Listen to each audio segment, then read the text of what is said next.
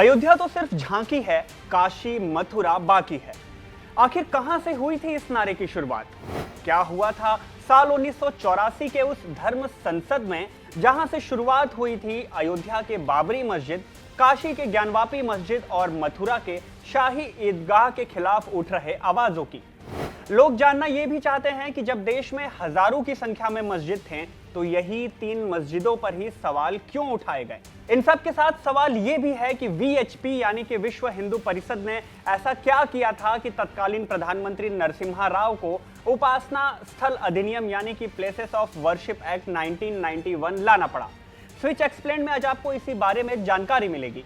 Hello and welcome, मैं हूं शुभम और आप देख रहे हैं स्विच।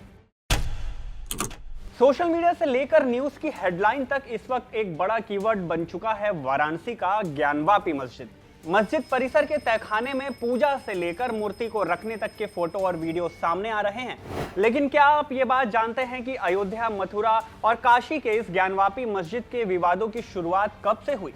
ज्ञानवापी के इस मस्जिद के खिलाफ आवाज सालों से नहीं दशकों से उठाई जा रही है, लेकिन इन आवाजों को एक सांचे में ढाला गया साल 1984 को हुए एक संसद में। एक ऐसा संसद जिसमें किसी और बात की नहीं बल्कि धर्म के विकास पर चर्चा की गई। क्या है यह धर्म संसद? चलिए जान लीजिए। दुनिया भर में हिंदू धर्म की रक्षा के लिए 29 अगस्त साल 1964 को एक संस्था का निर्माण हुआ, जिसे विश्व हिंदू परिषद के नाम से जाना जाता है। हिंदू महासभा और विश्व हिंदू परिषद ने आजादी के बाद से ही हिंदू मंदिरों की वापसी का मुद्दा उठाया। मुद्दा मुगलों के आक्रमण में तोड़े गए मंदिरों के जीर्णोद्धार से जुड़ा था। इन्हीं मांगों को लेकर साल 1984 को दिल्ली में एक धर्म संसद का आयोजन हुआ था। इस धर्म संसद में देश भर से आए 558 साधुओं के साथ हिंदू महासभा से लेकर विश्व हिंदू परिषद तक के कई नेता मौजूद रहे। इस धर्म संसद में दूसरे कई प्रस्तावों के साथ एक प्रस्ताव यह भी पारित हुआ कि बनारस, मथुरा और अयोध्या में हिंदू अपने पवित्र धर्म स्थलों का दावा करना शुरू कर दें। हालांकि उस समय 3000 मस्जिदों के बारे में भी चर्चाएं होती थी, लेकिन विश्व हिंदू परिषद और दूसरे हिंदू धर्म से जुड़े समूह की नजरें इन 2 ही मस्जिदों पर टिकी रही, जिसमें एक उत्तर प्रदेश के मथुरा का शाही ईदगाह दरगाह था, तो दूसरा पूर्वी उत्तर प्रदेश के बनारस में ज्ञानवापी मस्जिद। यहीं से शुरुआत हुई थी काशी के ज्ञानवापी में औरंगजेब द्वारा बनाए गए मस्जिद के खिलाफ उठ रहे भावनात्मक कार्रवाई की मांग को कोर्ट तक पहुंचाने का। इसके बाद साल 1991 में वाराणसी कोर्ट में काशी विश्वनाथ ज्ञानवापी केस में पहला मुकदमा दाखिल हुआ और याचिका में ज्ञानवापी परिसर में पूजा की अनुमति मांगी गई। तब से चला आ रहा यह मामला अब जाकर एक निर्णायक फैसले पर पहुंच चुका है। अब सवाल यह भी आता है कि ये प्लेसेस ऑफ वर्शिप एक्ट 1991 आया क्यों?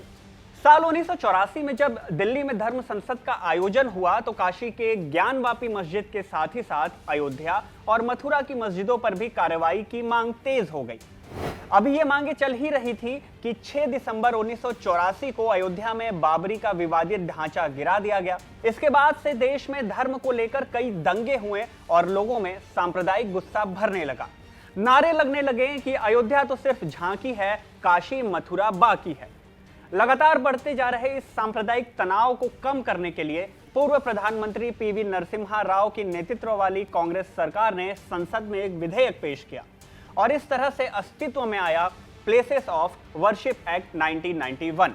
यह अधिनियम कहता है कि देश की आजादी के समय यानी कि 15 अगस्त 1947 को जहां जो आस्था स्थल था उसे आगे भी वैसा ही रखा जाए। आसान भाषा में कहें तो अगर 15 अगस्त 1947 तक कोई पूजा स्थल मंदिर के तौर पर बनाया गया था, तो उसे आगे भी दूसरे पूजा स्थल यानी कि कह सके तो मस्जिद या फिर चर्च में तब्दील नहीं किया जाएगा, वैसा ही रखा जाएगा।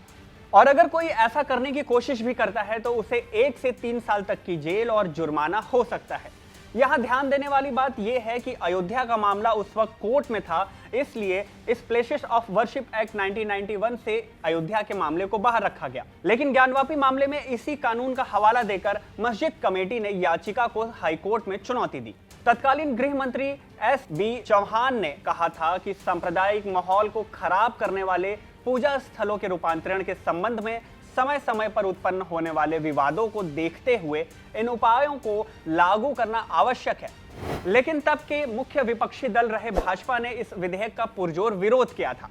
कई याचिकाएं सुप्रीम कोर्ट में दाखिल हुई हैं। इन याचिकाओं में इस प्लेसेस ऑफ वर्शिप एक्ट 1991 को मौलिक और संवैधानिक अधिकारों के विरुद्ध बताया गया है। तो यह है साल 1984 के उस धर्म संसद की पूरी कहानी, जहां से शुरुआत हुई थी वाराणसी में ज्ञानवापी मस्जिद मामले की। खैर, आप इस मामले में क्या सोच रखते हैं? इस एक्ट और इस धर्म संसद के विषय में आपकी क्या राय है? हमें कमेंट बॉक्स में जरूर बताएं और ऐसी ही वीडियोस पाने के लिए सब्सक्राइब करें स्विच को।